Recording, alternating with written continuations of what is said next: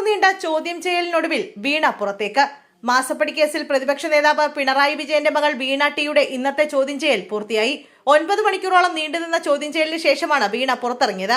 മാധ്യമങ്ങളുടെ ചോദ്യങ്ങളോട് വീണ പ്രതികരിച്ചില്ല. കൂടുതൽ ചോദ്യം ചെയ്യലിനായി വീണയെ ഇനിയും വിളിപ്പിക്കുമെന്നാണ് ഇഡി വൃത്തങ്ങൾ പറയുന്നത്. എന്നാൽ വീണയ്ക്ക് വീണ്ടും സമൻസ് നൽകിയില്ല. ആവശ്യമെങ്കിൽ വീണ്ടും വിളിപ്പിക്കുമെന്ന് ഉദ്യോഗസ്ഥർ അറിയിച്ചു. ഭർത്താവ് മുഹമ്മദ് റിയാസിനൊപ്പമാണ് വീണ ഇഡി ഓഫീസിലെത്തിയത്. CMRLുമായി നടത്തിയ സാമ്പത്തിക ഇടപാട് ഉൾപ്പെടെയുള്ള കാര്യങ്ങൾ ഇഡി ചോദിച്ചറിഞ്ഞു. വീണയോട് വെള്ളിയാഴ്ച ഹാജരാകാൻ ആവശ്യപ്പെട്ടിരുന്നെങ്കിലും അനാരോഗ്യത്തെ തുടർന്ന് സാവകാശം തേടുകയായിരുന്നു.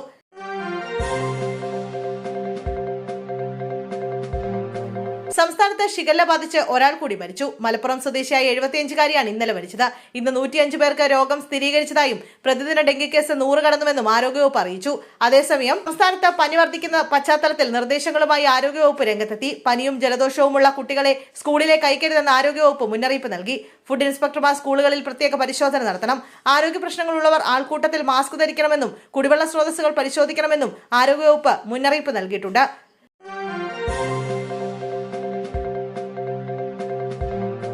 കോതമംഗലത്ത് കോളേജിൽ മോഷണം. ഡ്രോണും ലാപ്ടോപ്പും കവർന്നു. കോതമംഗലത്ത് കോളേജിൽ മോഷണം. Nellimattom Mar Baselius Institute of Technology and സയൻസിലാണ് മോഷണം നടന്നത്. ഡ്രോണും ലാപ്ടോപ്പും നഷ്ടമായതായി കോളേജ് അധികൃതർ പറഞ്ഞു. ലോക്കർ തകർത്ത പണം കവരാൻ ശ്രമിച്ചെങ്കിലും പരാജയപ്പെടുകയായിരുന്നു. കോളേജിലെ അഡ്മിനിസ്ട്രേറ്റീവ് ഓഫീസിലും പ്രിൻസിപ്പലിന്റെ മുറിയിലുമാണ് മോഷ്ടാക്കൾ കയറിയത്. അഡ്മിഷൻ സെല്ലിൽ നിന്ന് ഒരു പുതിയ ഡ്രോണും ഒരു ലാപ്ടോപ്പും മോഷണം പോയി.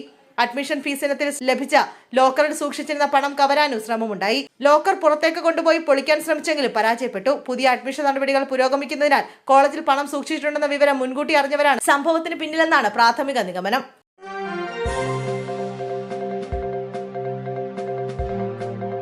സംസ്ഥാനത്ത് വെള്ളി, ശനി, ഞായർ ദിവസങ്ങളിൽ ഡ്രൈ ഡേ. പകർച്ചവ്യാധി പ്രതിരോധിക്കാൻ കർശന നിർദ്ദേശവുമായി ആരോഗ്യമന്ത്രി. സംസ്ഥാനത്ത് പകർച്ചപ്പനിയും മറ്റ് പകർച്ചവ്യാധികളും അതിരൂക്ഷമായി തുടരുന്ന പശ്ചാത്തലത്തിൽ പ്രതിരോധ നടപടികൾ ശക്തമാക്കാൻ സർക്കാർ അടിയന്തര തീരുമാനം കൈക്കൊണ്ടു.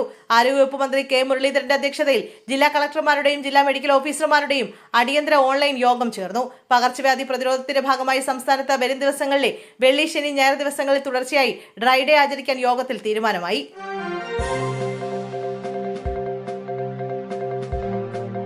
സംസ്ഥാനത്ത് വീണ്ടും കടുത്ത വൈദ്യുത നിയന്ത്രണം. കേന്ദ്ര വിഹിതത്തിലുണ്ടായ കുറവും ആഭ്യന്തര ഉൽപാദനത്തിലെ പ്രതിസന്ധിയും കാരണം വൈദ്യുതി ലഭ്യതയിൽ വൻ കുറവാണ് രേഖപ്പെടുത്തിയിരിക്കുന്നത്. ഈ സാഹചര്യത്തിൽ ഈ മാസം 30-ാം തീയതി വരെ സംസ്ഥാനത്ത് വിവിധ സമയങ്ങളിലായി വൈദ്യുതി നിയന്ത്രണം ഏർപ്പെടുത്തേണ്ടി വരുമെന്ന് KEB ഔദ്യോഗികമായി അറിയിച്ചു.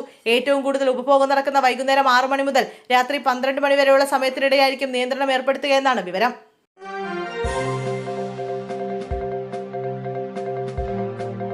പണം കൊടുക്കാൻ താൽപര്യമുള്ള സ്ത്രീകൾ ഓർഡിനറി ഒഴിവാക്കണമെന്ന് മന്ത്രി CP ജോൺ. പ്രിയദർശിനി സൗജന്യ യാത്രാ പദ്ധതി നടപ്പിലാക്കിയതോടെ KSRTC ഓർഡിനറി ബസ്സുകളിൽ സ്ത്രീകളുടെ വൻ തിരക്ക് അനുഭവപ്പെടുന്നതായി ഗതാഗത മന്ത്രി CP ജോൺ.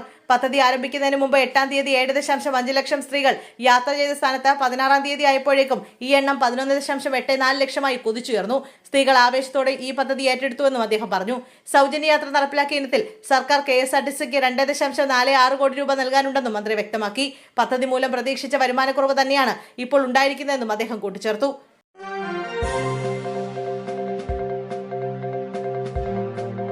P. വിജയൻ ക്രമസമാധാന ചുമതലയുള്ള ADGP-യായി ചുമതലയേറ്റു. സംസ്ഥാനത്തെ ക്രമസമാധാന ചുമതലയുള്ള ADGP-യായി P. വിജയൻ ചുമതലയേറ്റു.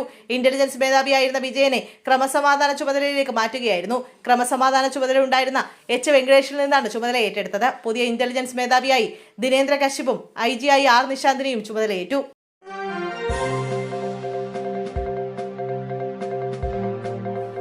ദേവസ്വം ബോർഡ് സ്ഥലംമാറ്റ വിവാദം. കോൺഗ്രസ് സംഘടനാ പ്രസിഡന്റിനെ രാത്രിയോടെ മാറ്റിയതിൽ അതൃപ്തി. തിരുവിതാംകൂർ ദേവസ്വം ബോർഡിലെ ഉദ്യോഗസ്ഥരുടെ സ്ഥലംമാറ്റവുമായി ബന്ധപ്പെട്ട തർക്കങ്ങളും വിവാദങ്ങളും കൂടുതൽ രൂക്ഷമാകുന്നു. കോൺഗ്രസ് അനുകൂല സംഘടനയായ ദേവസ്വം എംപ്ലോയീസ് ഫ്രണ്ടിന്റെ പ്രസിഡന്റ് PR ശ്രീശങ്കറെ രാത്രിയോടെ ഹെഡ് ഓഫീസിൽ നിന്നും മാറ്റിയ ബോർഡ് നടപടിയിൽ കോൺഗ്രസ് നേതൃത്വത്തിൽ അമർഷം പുകയുകയാണ്. ശബരിമല സ്വർണ്ണക്കൊള്ള കേസിൽ ആരോപണ വിധേയരായ ഉദ്യോഗസ്ഥർക്ക് ഉന്നത പദവി നൽകിയതടക്കമുള്ള ട്രാൻസ്ഫർ ലിസ്റ്റിനെതിരെ ദേവസ്വം മന്ത്രി കെ മുരളീധരൻ ബോർഡിനെ നേരത്തെ അതൃപ്തി അറിയിച്ചിരുന്നു. എന്നാൽ ചട്ടവിരുദ്ധമായി ഒന്നും നടന്നിട്ടില്ലെന്നും വിജിലൻസ് ക്ലിയറൻസ് ഇല്ലാത്തവരെ പട്ടികയിൽ ഉൾപ്പെടുത്തിയിട്ടില്ല എന്നുമാണ് Devaswom board president K. Jayakumar വ്യക്തമാക്കുന്നത്.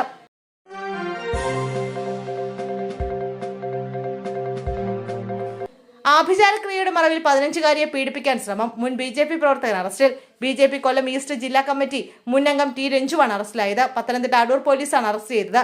പെൺകുട്ടിയുടെ വീട്ടിൽ ആഭിചാരക്രിയയ്ക്കായാണ് ഇയാൾ എത്തിയത്. തുടർന്ന് പീഡിപ്പിക്കാൻ ശ്രമിക്കുകയായിരുന്നു.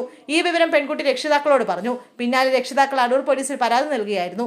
സംഭവത്തിൽ ടി രഞ്ജുവിനെതിരെ പോക്സോ കേസ് രജിസ്റ്റർ ചെയ്തിട്ടുണ്ട്. കഴിഞ്ഞ തദ്ദേശ തെരഞ്ഞെടുപ്പിന് ശേഷം ചുമതലകളിൽ നിന്നും ടി രഞ്ജുവിനെ BJP നേതൃത്വം മാറ്റിയിരുന്നു.